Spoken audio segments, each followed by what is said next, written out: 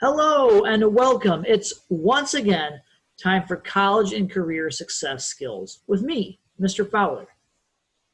It's time for session 7, which means it's Wednesday and we've got a lot of ground to cover. Let's go ahead and see what awaits us in our discussions for this week. I'm going to go ahead and click on the share screen here, and we'll start at our home page.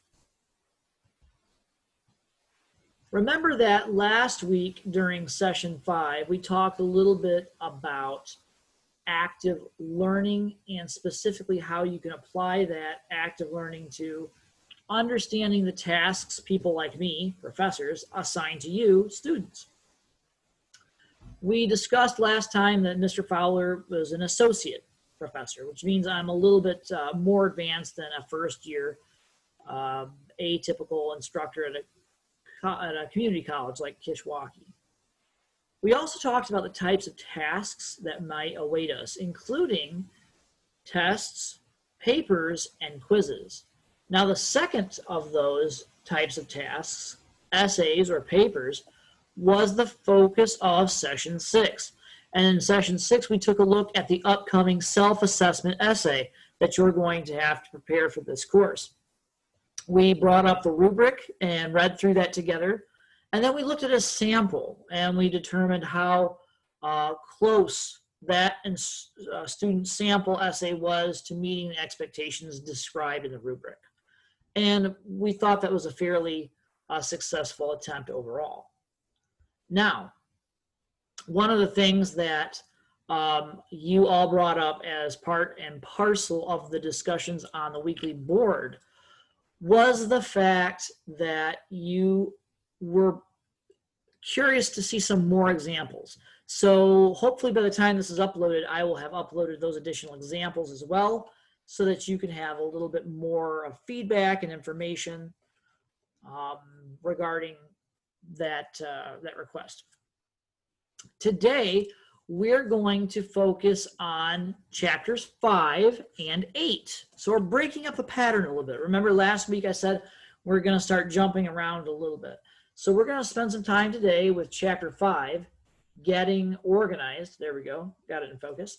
And also combining this information with chapter 8, which is how to successfully deal with stress. And you'll see, I think, if I've played my cards right, that there's a clear link between the content in chapter 5 and chapter 8. So if you haven't read those chapters, go ahead and stop the video now and read at least chapter 5 and then watch the video. After you've finished watching the video, you can come back and read chapter 8. Or if you prefer, you could stop the video here, read 5 and 8, and then go ahead and continue the lecture from that point on. So I'm going to share with you our PowerPoint for today's lesson. Schedule well, manage stress.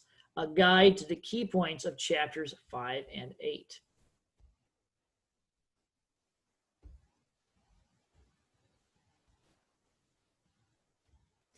Now, one of the approaches that might be a little bit different this time around is that you'll see I am in a different location. That's because the weather has been less than cooperative as of late.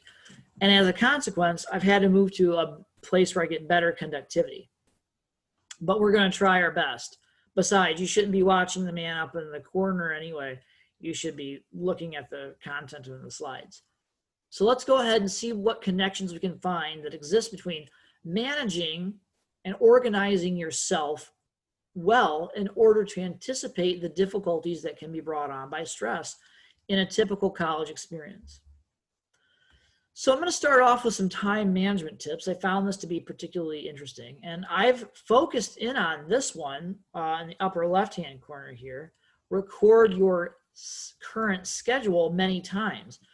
If you haven't done this yet, I think it's worthy of your time to write up a physical schedule that you can post on a place that you know you can study frequently, so that the people around you, whether it's a roommate, your parents, grandma, grandpa, whoever the case may be, they'll know what you're doing and why you're doing it in that space. Now, that doesn't mean they'll always respect your boundaries. Younger brothers and sisters can be notorious for violating these boundaries. But by posting the schedule, at least they'll eventually understand that it's important enough to you that you posted what you were doing and when you were doing it. That can be a big boon to your time management. Try to connect similar tasks, as they say, batch similar tasks together to cut down on time that you waste between transitioning. So if you've got to read something and write a paper, maybe do both those things together as opposed to interrupt the problems. They also suggest that you prioritize in the text certain specific tasks that naturally go together. So if you have about 150 pages to read in the course of a week, and I think the book reports that this number, 150 pages of reading, is fairly average for most college students. That can look like a pretty ominous amount of pages to study and read. But if you break that down into 5 days, the time becomes much more manageable. So batch together similar tasks. Try to give yourself, they say here at the start of each day, 30 minutes of planning. I would say manage that by giving yourself an hour at the beginning of each week to manage and arrange your schedule for the week so that you know about the tasks that are facing you and you have a realistic expectation of what type of time commitment you'll have and how much time you may have left over for some fun. Use waiting time or transitional time between classes effectively. If you have, for example, in a traditional scenario, an hour between 2 different class sessions, use that time to study and read for the additional material. As we're currently online, I think a lot of us are perhaps condensing our class times into 2 to 3 hour blocks, and then we're using the time that we have left over appropriately. Whatever works for you. If you do have downtime or waiting time, be able to make sure that you're using that. Okay, move my screen here. Delegate work if possible. So if you're at home and you could trade a chore or a task with a roommate, sibling, parent, with the understanding that you're going to pick up some slack a little bit later to manage your time, that may be a good way to make use of the time frames that you have available to focus on study. They say to block out social media. Not sure how realistic that is in today's age. I mean, obviously, to some extent, you're using social media right now just by watching and participating in this video. So I would say don't let social media overtake your attention. Try to focus your planning and studying together. All right. And then the other other two items here, turn tasks into habits.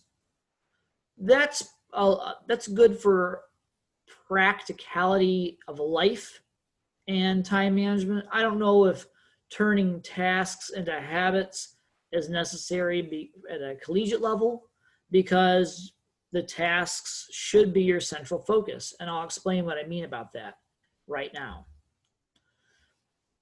I'm going to compare some of the concepts of frequent stress from chapter 5 over here on the left-hand side of your screen to some of the solutions offered in chapter 8.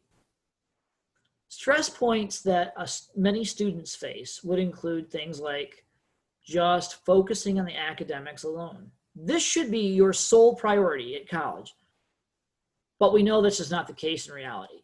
So academics is only one stressful point of the collegiate experience that you'll have to learn to deal with.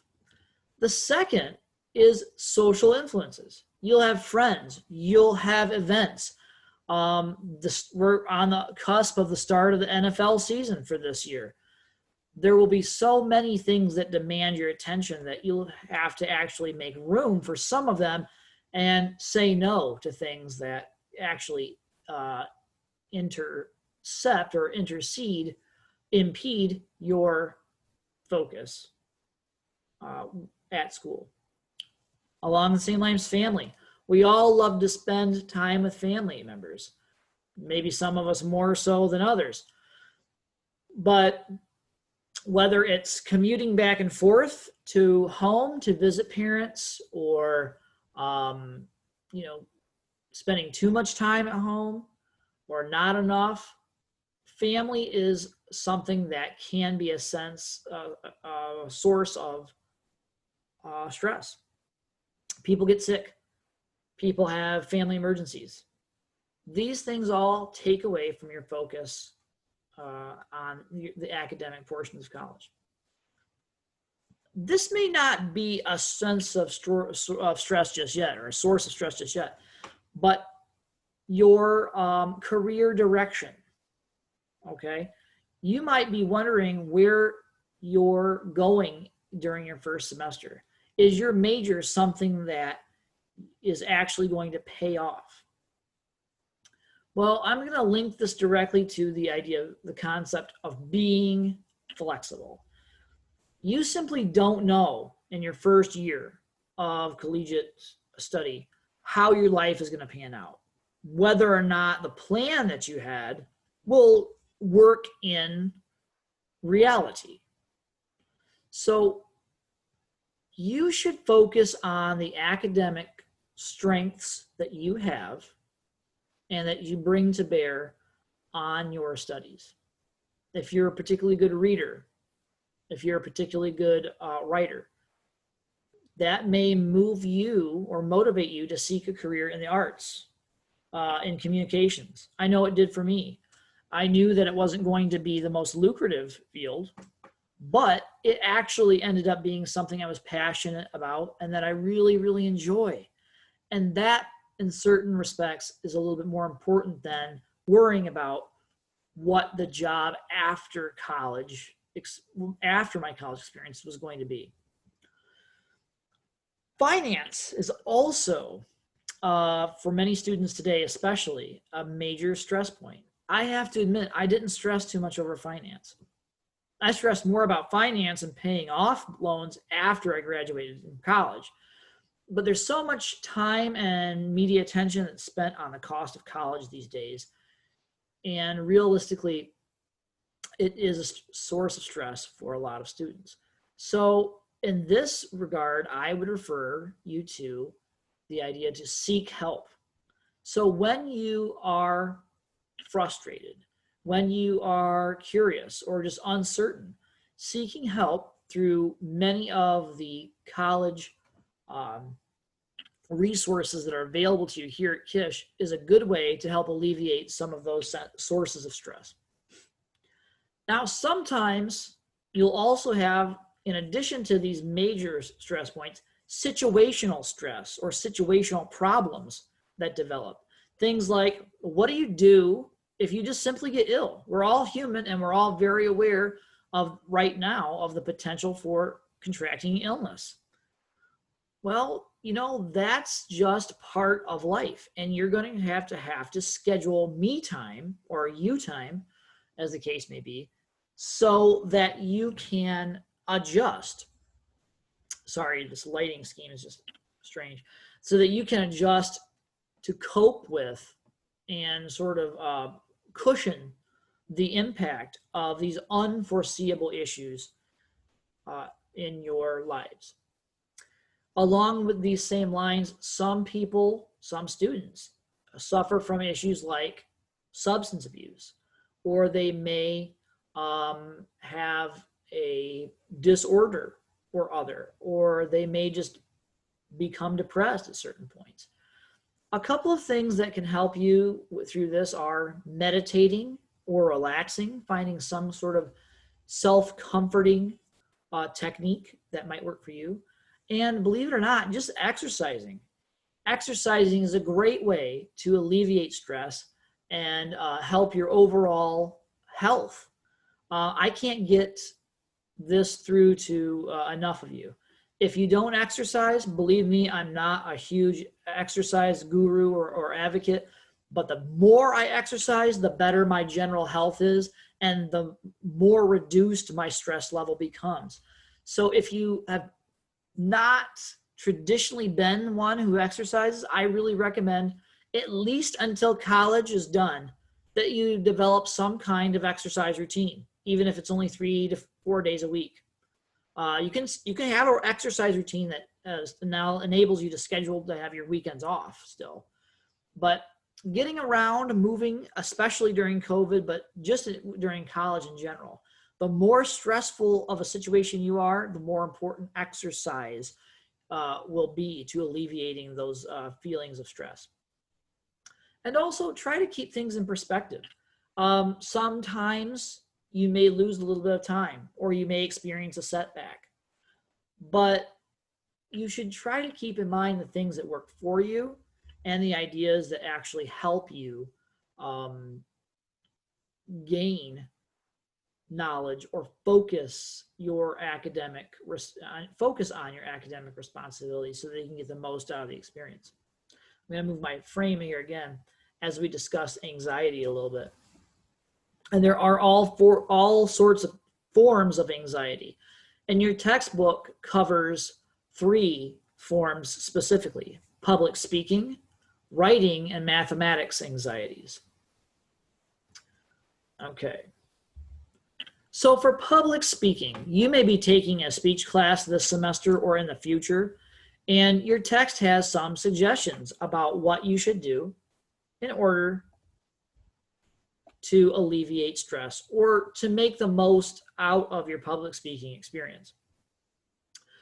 So one thing that happens is that when a student begins to give an oral presentation, they tend to become excited. You're nervous. There are other concerns in your mind, like grades. There's the information of the speech itself. There's posturing, gesturing, so on and so forth. All of these things have to be considered and are brought to bear in a public speaking scenario. So the first suggestion is that you slow down. Try to make sure that your words are enunciated clearly and develop a sense of self-calm. Most of the time, speeches are timed, but typically, especially in the beginning of a speech class, students aren't really pressed with making up, or curbing their time to meet an expectation, but rather extending the time to meet the entire speaking need. As such, the author suggests that you slow down and practice adopting a more natural tone and a more conversational tone when addressing your audience. They'll invest more ethos or authority in you as a speaker, and you'll be able to be more relatable. They also suggest that you avoid monotone. Mr. Fowler has no problems with this one. I change my inflection and monotone, or my tone, quite frequently. Monotone means speaking like a robot with the same level of expression, no matter what the case may be. That's no fun at all. You want to present yourself as a person. You want to be funny. You want to be delighting and charming. So try to avoid monotone and bring some personality into your speaking. You should use stable, consistent body language to avoid being what they call jittery. That means, yes, you should use some hand gestures, but you shouldn't use complicated hand gestures and symbols the entire time, so that it takes away from the message. Rather, try to use consistent body language that emphasizes your key points. You may even move around the space or the room if the occasion calls for it. And when you're speaking, realize that speaking is difficult for everyone, especially in a classroom environment. So try to seek out 1 or 2 friendly faces within the crowd and gauge their reaction. you may need to change or alter your focus a little bit if you feel that these friendly faces aren't giving you the kind of feedback that you receive. But focusing on one or two gives you an advantage because you're able to play to the entire room, number one.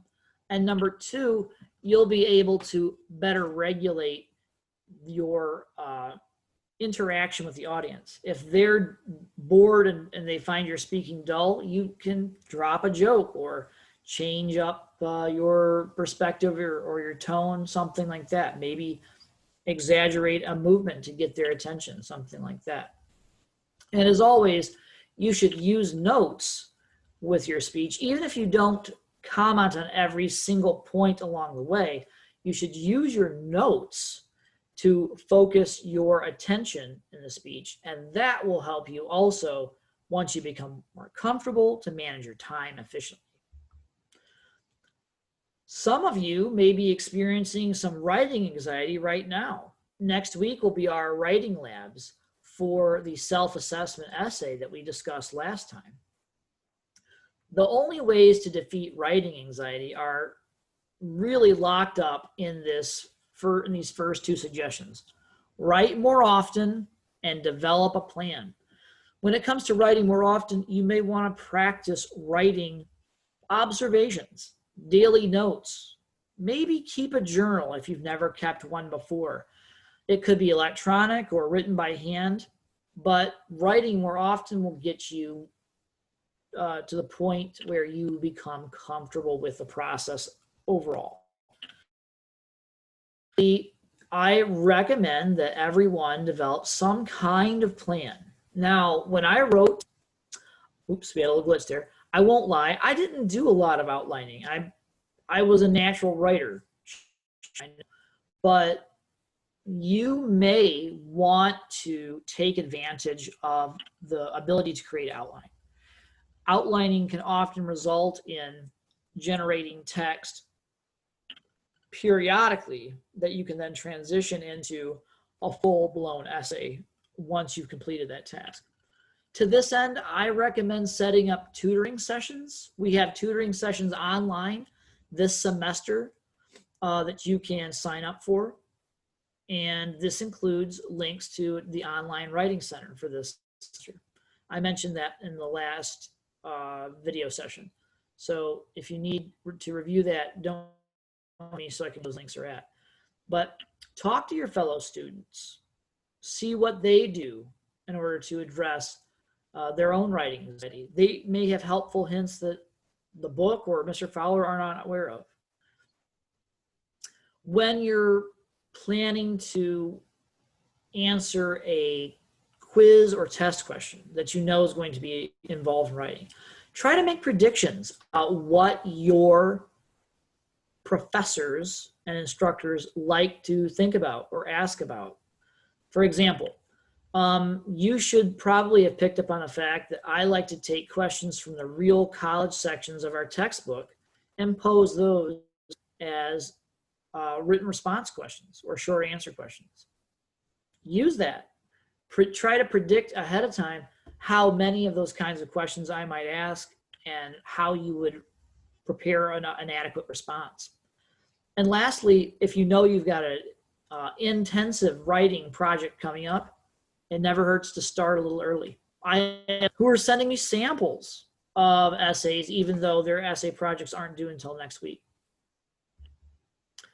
Mathematics. Now, this is one where you have Mr. Fowler's complete empathy. I used to be very when it came to mathematics. So one good point of advice, if you do college mathematics requirement courses earlier in your experience, the reason that they do this, and I think it's a good idea, is that you will probably have a more difficult time remembering some of the basic mathematics component. It's been a bit since you took mathematics in high school. So retaining even a little bit of the mathematics acumen that you have from your high school courses can help you during your early years in college. I don't think this is necessary for us, but they recommend considering college recommendations very seriously. In other words, don't schedule a college course that you're not going to be successful in.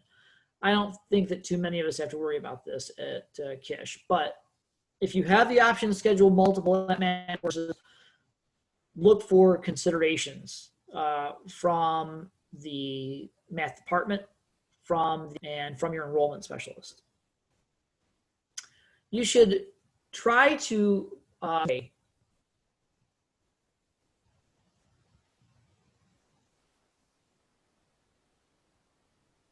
about that. Sorry about that.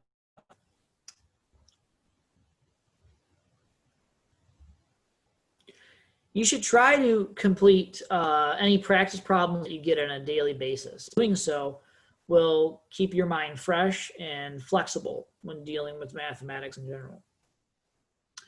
It's not a bad idea to also talk out questions so that you can actually help stimulate muscle memory.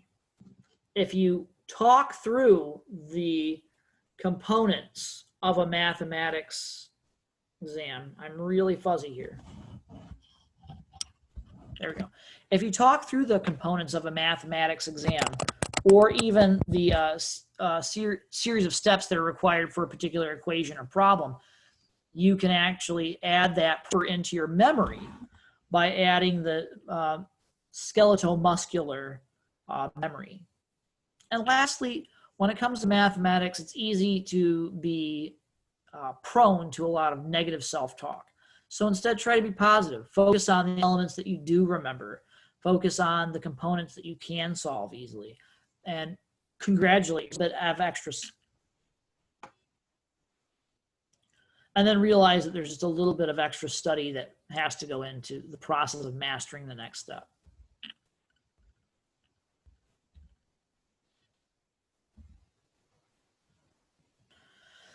When it comes to general anxiety, there's not much you can do. And as the little traits. Sorry, a lot of problems here. As the little cartoon, a ton of pressure on. There is a lot of pressure today, as I was saying, on instructors, on administrators, and on students themselves to do well. You even see a professor here advocating that, you know, if he's not proficient with answering question number, not a job. So generally speaking, the authors advocate, especially chapter 5, that you learn to manage yourself. And what that means is that realize this is an opportunity that best handled when you have the least to do or the least amount of worldly responsibility in your lives. Now, to that extent, you should think of college as a full-time job. And I know that's not a lot of students today. I'd say it's not a reality for most students across the United States. You have to find a real job, maybe one that's on campus or maybe one that's off campus. And that job is going to require you to treat your work accordingly. Your parents, your roommates may have other ideas about how you could best use you alone to manage yourself effectively.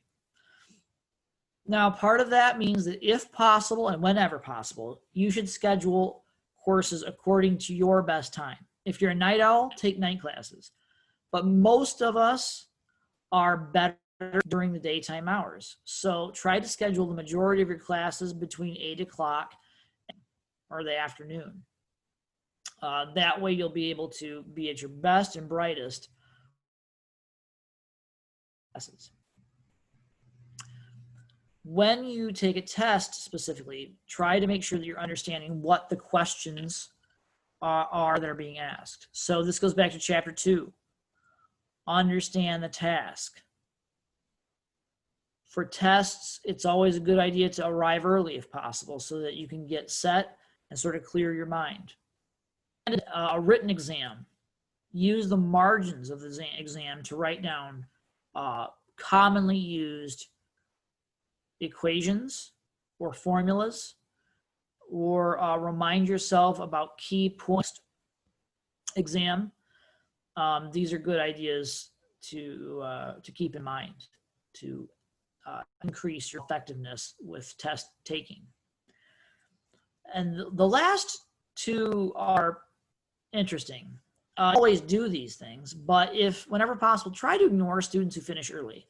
I was really bad at allowing myself to become anxious as a younger person when I saw people finishing tests early, until a friend of mine named Jamie, who was a soccer player in college, I talked to him and I said, you must have really done well with this past exam. You were in and out. And he said, no, not really. I think I got a C on it, but I had a game that I had to attend to. I had to go to. So I just finished as early as I could. It had nothing to do with how much smarter or more prepared he was. So you don't know what's going on when a student has been very adequately prepared. But statistics suggest that the students who finish early are not. So don't get intimidated or allow yourself to become anxious on the basis. And lastly, try to visualize yourself as being successful. So many athletes, professional and professional, and collegiate athletes will tell you that a large percentage of their success comes from the visualization of success, and that can be applied to academics just as readily. You to harness the power of no, and as this little illustration says here, no means you know your limitations. The word no means you know your limitations.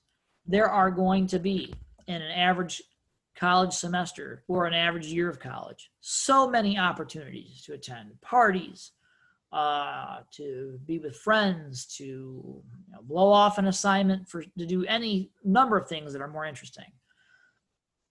But this is not necessarily the best way to conduct yourself. You should not completely cut yourself off and become a monk who studies nonstop, but you should harness the power to say no when you are aware that you're simply taking on too much responsibility. You do need to prioritize school as much as possible, but we don't want you to focus on school to the point where you have no other life outside of the college. I remember a student during my first year of teaching who actually broke down in tears because of so many expectations I had placed in front of her as a student in her final semester. And I felt miserable about that. And, I said, hey, I can if it's that much of an issue, I can prioritize the timeline, or I can adjust the grade. So you shouldn't feel an undue amount of stress when you're prepping for your courses.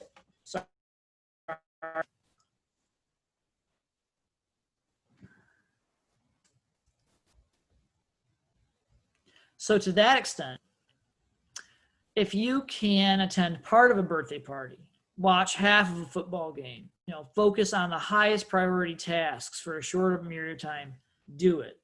If you realize that you can't do that, that's going to take up so much of your time that you're going to create a more stressful situation, harnessing the power of the word no. And if possible, try to keep a consistent work schedule. If you do have to work outside of school, which I know many of you do, try not to let your supervisor change your hours. I mean, I'm not asking you to quit a job or to allow yourself to be fired, but just understand or try to explain to that employer that school is a priority for you as well, and that you want to do well both on the job and at school. And part of that means keeping a consistent schedule that will allow you to have dependable study time that will work for you. Like I said at the beginning of the lecture today, try to set aside 1 hour a week to plan. Ask yourself, what sorts of things waste your time?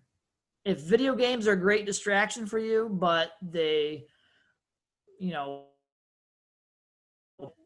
defeating that next boss or earning that next power upgrade or whatever is keeping you from beginning a studying task or completing a necessary assignment, you may want to try to schedule some time where you just play video games, however much time it takes you personally to achieve just one of the next goals or checkpoints. If your favorite television program is getting in the way, record it. We have almost everybody's got some sort of DVR device now. Or you can watch it the next day on demand or through streaming services. So take advantage of those opportunities to keep some joy in your life.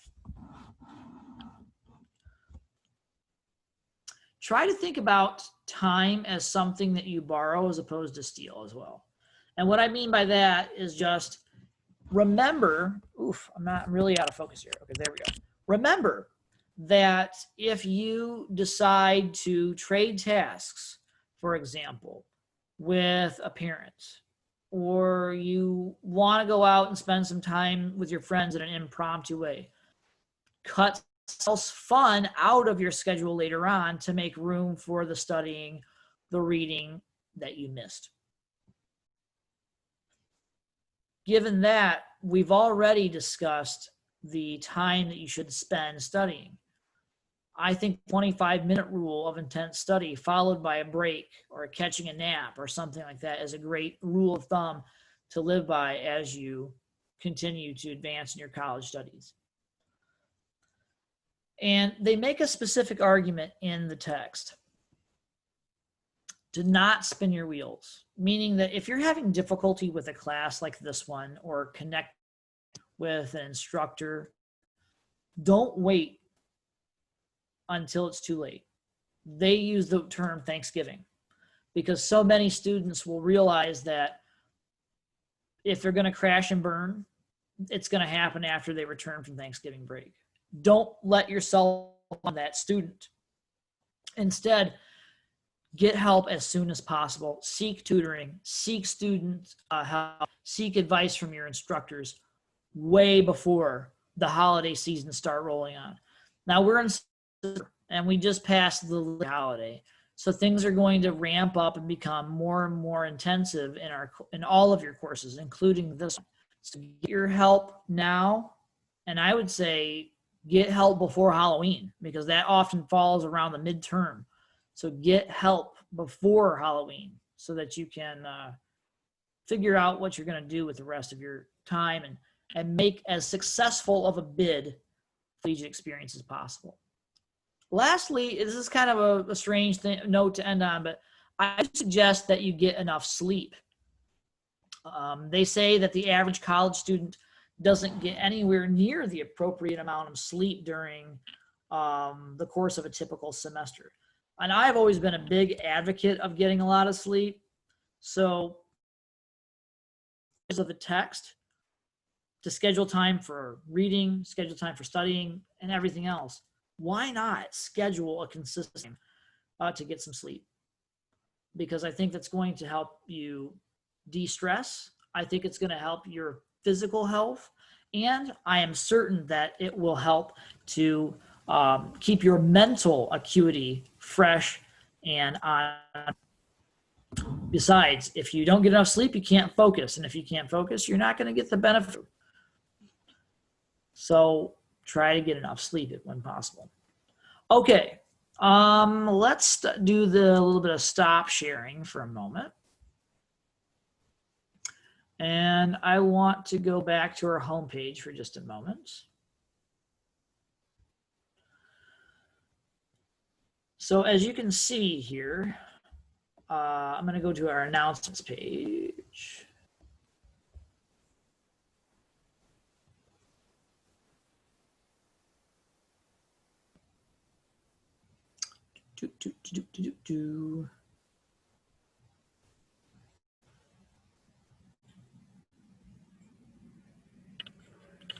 So for today, for session 7, we did a little preview and of today's lecture. And we're talking about how to schedule well to avoid stress. The other thing I wanted to mention was the weekly discussion questions. So let's reference those.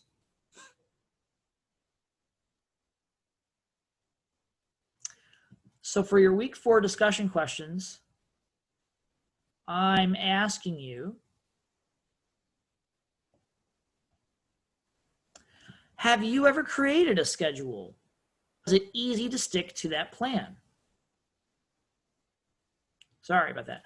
If you did create a schedule, was it easy to do that plan? If not, what could you have done to make it a more workable experience? And lastly, what obstacles do you have that get in the way of the schedule that works for you? So those are some questions for you to think about and reflect on and respond to this week. Okay, that's pretty much it from me for today. I should probably end before I get another freeze or a breakdown in my video feed. Hopefully, when we get together again next week, my video service feed will be a little bit better, and we'll have more time to chat, and I'll be able to answer more of your questions. Thanks so much for your time and attention today. Until next week, this is Mr. Fowler signing off. Take care.